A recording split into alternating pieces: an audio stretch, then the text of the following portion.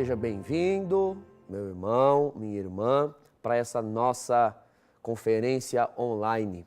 Eu quero falar com você hoje sobre louvor e adoração.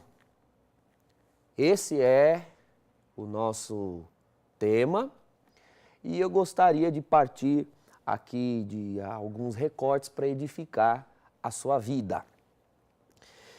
Em primeiro lugar, é fundamental nós compreendermos que nós, católicos, episcopalianos, anglicanos, enfim, nós que somos de tradição litúrgica, nós enxergamos a Escritura, o texto do Apocalipse, em paralelo com a nossa liturgia.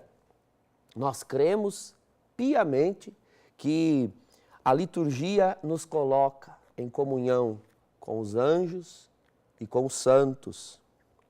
Na liturgia, o Espírito de Deus nos transporta ao mistério do Cristo. Veja, o que é o mistério do Cristo? O Cristo todo é um mistério. Da sua encarnação, o seu ministério, a sua paixão, morte, ressurreição, ascensão, e ele, chegando ao seio do Pai, envia o dom do Espírito Santo. Então, da encarnação a Pentecostes, nós vamos chamar isso aqui de o mistério do Cristo. Muito bem, toda vez que nós celebramos liturgia, irmãos, Jesus vem a nós. Atenção, a liturgia ela não é um ato humano no sentido de que é a igreja quem faz. Não, é Cristo quem faz. No nosso missal no Brasil, quando nós começamos uma liturgia, nós sempre dizemos: bendito seja Deus que nos reuniu no amor de Cristo. Amor de Cristo, irmãos, é o Espírito Santo. O amor é a pessoa, a relação que une o Pai ao Filho. Então, quando nós estamos reunidos em liturgia, não fomos nós quem nos dirigimos até lá, mas ao contrário, foi Cristo quem nos chamou, atraiu e levou. Na liturgia, irmãos, nós somos levados ao mistério de Cristo e esse mistério é tocado, vivido em patamar humano, porque o Espírito Santo o traz a nós. E Jesus vem a nós pelo Espírito. E o Espírito Santo em Jesus nos atrai e reúne nele os fiéis, reúne nele a sua esposa. Perceba aqui, irmão, que na liturgia a igreja, ela não faz nada. Ao contrário, a igreja recebe. Quem faz é Jesus Cristo. Quem atua é Jesus Cristo. Durante a liturgia, sim, nós estamos em comunhão com os anjos, com os santos, nós estamos ao redor do trono celestial, nós estamos na presença do Altíssimo, mas nós somos levados até lá. Nós fomos e somos transportados pelo Espírito Santo até ali e colocados diante do mistério de Cristo. Nós chamamos isso de atualização. O mistério de Cristo é atualizado porque nós somos levados, transportados até lá. Mas nós, enquanto igreja, ali somos a esposa e, portanto, receptora, passiva. Não é a igreja quem faz, é Cristo quem faz na igreja e para a igreja por meio do poder do seu Espírito Santo. Então compreenda que na liturgia é Jesus o autor, é Jesus o feitor de tudo, é Jesus o protagonista. E quando nós concluímos uma liturgia, portanto, nós estamos nos retirando fisicamente do mistério de Cristo, mas cheios dele, cheios daquilo que o Espírito Santo fez em nós.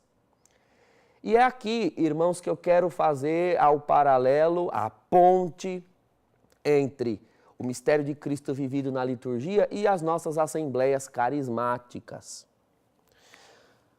Uma das características mais importantes das nossas assembleias carismáticas são o nosso modo de orar. A assembleia de oração carismática, ela pretende ser uma extensão da liturgia, uma continuação da liturgia, uma consequência dela, um transbordamento na terra daquilo que a igreja recebeu na liturgia, que não era na terra, era no céu. Veja, meu irmão, na liturgia nós somos transportados à presença do trono de Deus e trazidos de volta à terra, misticamente. Né? Misticamente. Chegando aqui à terra, então, nós estamos cheios daquela visão. Recorde-se de João, recebendo a revelação no livro do Apocalipse, ele sobe, vê e desce, contando, escrevendo, redigindo tudo aquilo que ouviu nos céus. Quando nós nos reunimos em assembleia carismática, portanto, nós vamos agora também reunidos no Espírito Santo, pelo Espírito Santo, mas dessa vez não é Ele quem fará algo, a princípio, em nós e por nós. Mas é o Espírito Santo na igreja, ou seja, naquela assembleia, naquele grupo de oração, naquela assembleia carismática, é o Espírito Santo que deseja atrair a Ele. Veja, na liturgia, Cristo nos atraiu para Ele e agora a assembleia carismática pede o Espírito Santo para atraí-lo a nós. Nós queremos chamar a atenção dele. Atrair a Ele para que receba os nossos louvores. E há algo importante aqui destacar. A liturgia, ela é para os fiéis, ela é para os que creem. Mas a assembleia carismática, ela pretende dar louvor, glória a Deus, mas ela também pretende dizer algo ao mundo. Então nós temos dois destinatários. Às vezes na liturgia só havia um, Cristo se dirigindo à igreja, à sua esposa, à sua noiva, à sua amada. Agora, na Assembleia Carismática, é a igreja a autora. Os irmãos ali reunidos em louvor, em adoração, que vão se referir a Deus, se referir a Jesus Cristo como um modo de transbordar aquilo que Ele já nos deu na liturgia, mas também nós vamos demonstrar ao mundo que Ele é um conosco, porque o Espírito que está nele, Ele nos deu na liturgia, nos une a Ele enquanto Ele está nos céus. Nós vamos demonstrar isso. Na liturgia Ele tudo fez pela igreja, no Espírito. Na Assembleia Carismática, é ela, a igreja, a Assembleia, quem fará tudo para Ele no Espírito. Ela deve então reproduzir na terra, veja, o que deve ser uma reunião carismática, uma oração carismática, uma reprodução na terra daquilo que Ele já tem preparado para a igreja lá nos céus, e que Ele revelou à igreja enquanto estava reunida com Ele em liturgia. E o que é que Ele tem preparado para nós nos céus, irmãos? O que é que nós temos de reproduzir na terra com as nossas ações em oração carismática? Apocalipse capítulo 5, versículo 11, diz que ali havia uma multidão cuja voz se ouvia em louvor. Então é parte fundamental da Assembleia Carismática emitir louvor com voz, louvor audível. Uma Assembleia que, segundo Apocalipse capítulo 19, está continuamente ao redor do trono do Cordeiro, exclamando em alta voz, amém, aleluia, glórias. Veja, isso não é um detalhe trivial. Faz parte da identidade da Assembleia Carismática reproduzir sensivelmente aquilo que a igreja compreende como sendo o seu destino final nos céus. E tudo isso com voz forte, diz Apocalipse 7, 10. Essa, irmãos, é parte fundamental da nossa identidade carismática. Reproduzir na terra aquela voz que parece que soa como o som de muitas águas, como diz Ezequiel 43, como diz Apocalipse 1, versículo 15. Ali nós falamos a Deus e ao mundo como que reproduzindo aquela voz escutada no céu. Uma voz como um trovão, diz o Apocalipse capítulo 14. E mais, cantando cânticos que, segundo o mesmo Apocalipse 14, não podem ser apreendidos porque não têm palavras. Sons inexprimíveis, inefáveis. Veja, irmãos, isso é fundamental. As nossas assembleias carismáticas, em alguns lugares, têm simplesmente esfriado sob esse pretexto de que não é preciso soltar a voz, não é preciso orar, não é preciso dizer glórias, dizer aleluias, quando na verdade é isso que se lê no texto. E é isso que a igreja ouve ao redor do trono do Cordeiro, e é necessário reproduzir isso na terra. A oração de louvor e adoração, consistindo, portanto, num ato da Assembleia ali reunida no Espírito Santo, irmãos, geram em mim uma capacitação. Louvar e adorar recordam a mim, veja, ao dizer as palavras de louvor, ao dizer a adoração, ao dizer o louvor e a adoração recordam a mim e aos que ouvem aquilo que Deus é, porque os termos de adoração estão baseados nos atributos de Deus, e me recordam aquilo que Deus fez, os feitos de Deus. Recordar aquilo que Deus é adorar. Recordar e dizer aquilo que Deus faz é louvar. E veja, irmãos, os demônios, eles são criaturas que se tornaram o que são hoje porque desejaram ser o que Deus é, embora não possam ser. E eles desejam fazer o que Deus faz, embora eles não possam fazer. E nada é mais repulsivo aos demônios do que a ênfase espiritual que nós damos em oração ao ser e ao fazer de Deus. É por isso, irmãos, que o ambiente de adoração reproduz aquela atmosfera celestial. Quando nós oramos em assembleia carismática, nós estamos reproduzindo na terra aquele clima, aquela atmosfera de louvor, de adoração que está acontecendo ao redor do trono do Cordeiro.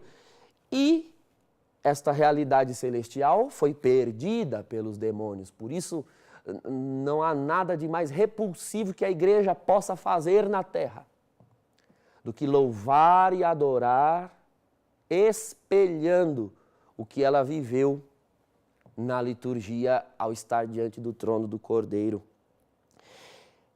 Louvar, adorar, dizer que Deus é santo, é bom, é verdade, é amor, ou seja, adorar, é recordar aos demônios que Deus é tudo aquilo que eles querem ser, mas não o podem. Dizer que o Senhor proveu, amou, salvou, perdoou, redimiu, é recordar feitos de Deus que os demônios, de certa forma, gostariam de fazer, imitar, mas infelizmente só podem macaquear aquilo tudo. Os termos de louvor desmascaram os feitos mentirosos do diabo, dos demônios. E é por isso, irmãos, que louvar e adorar é grande arma no combate espiritual. Porque os demônios podem ser criativos, mas só Deus é criador. Os demônios podem ter força, mas só Deus tem poder. Eles podem dar prazeres aos homens nos seus feitos, mas só Deus pode dar felicidade. Eles imitam, mas nunca alcançam à altura o que são os feitos de Deus. Meu irmão, minha irmã, louvar e adorar vocalmente, dizendo, exclamando, me ajudam a assimilar na alma estes fatos. E o demônio, conhecendo essa assimilação, sabendo que ao adorar e louvar eu estou assimilando o que Deus é, assimilando o que Deus faz na minha alma, ele conhecendo essa assimilação se faz ainda mais inimigo e tentador daquele que louva e adora. Em contrapartida, irmãos, louvar e adorar blinda o meu espírito contra as sugestões e tentações do mal. Porque lembrando que Deus é e recordando o que Ele é capaz de fazer, o nível da minha fé teologal cresce suficientemente para impedir que eu ceda às tentações do mal e elas são enfraquecidas. Por fim, irmãos, eu quero dizer a você que louvar e adorar, além de ser um modo de reproduzir na terra, com os nossos termos de louvor, aquilo que a igreja busca ao redor do trono de Deus, além de ser uma arma poderosa em combate espiritual, o louvor e a adoração também são um instrumento eficaz para a cura e para a libertação. Veja, para a libertação, acredito que já tenha ficado até claro as razões libertadoras do louvor contra as forças espirituais. Mas o modo de louvar que nós exercitamos nas assembleias carismáticas, com cantos em línguas, com termos de glória, com júbilos de aleluia, colocando para fora aquilo que está no coração, transbordando na boca aquilo de que está cheio o coração, esse nosso modo de louvar, ele também coopera para uma libertação emocional e psíquica. A expressão espontânea de louvor, a vocalização de línguas estranhas, são um comportamento fora do padrão convencional, nós bem sabemos isso. Acontece que ao exercitar este comportamento espiritual, este exercício adquire uma função de libertação de bloqueios, traumas, medos, recalques, enfim, bloqueios interiores que, com o extravasamento do louvor na Assembleia Carismática, com a atmosfera de louvor que é criada ao redor daquele que louva, isso nos vai libertando de nós, nos tirando para fora de nós e causando uma série de libertações. O Espírito Santo também gera curas físicas, enquanto nós louvamos e adoramos no louvor, como um modo de testificar a satisfação de Deus em receber a reverência do seu povo. Deus se agrada. Nos céus, Deus se agrada de receber nosso louvor, nossa adoração, e os nossos termos de louvor e adoração, ao subirem aos céus, constrangem o mal, envergonham o mal, nos libertam, mas ao atingirem a Deus, o coração de Deus, em alegria eterna por ver os seus filhos em louvor, se derrama sobre nós com curas, com milagres, com prodígios. Por isso, irmãos, vamos pedir ao Senhor a graça de termos mais entusiasmo. Procure verificar se você, no seu comportamento, na sua vivência carismática e o seu grupo carismático, tem vivido esta identidade de louvor, de adoração, espontâneos. Veja, é na liturgia que, por Cristo atuar, é que nós necessitamos ser conduzidos pelo Cristo que revelou o modo como Ele atua em nós, revelou a igreja. Mas a Assembleia Carismática ela não pode ter esse caráter engessado, preso. Ela deve ser livre, espontânea, para louvar e adorar a Deus. E isso vai gerando no mundo espiritual a atmosfera celeste, repulsiva ao mal e curadora em nós. Deus abençoe a você.